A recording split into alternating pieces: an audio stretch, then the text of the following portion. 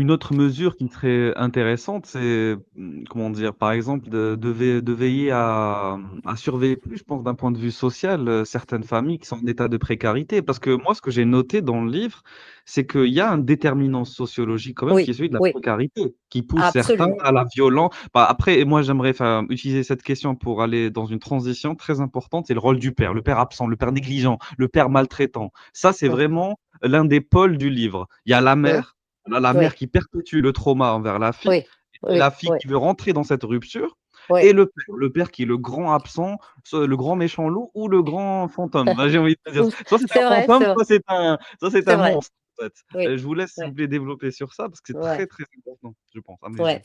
Alors, moi, on peut m'accuser de tous les torts.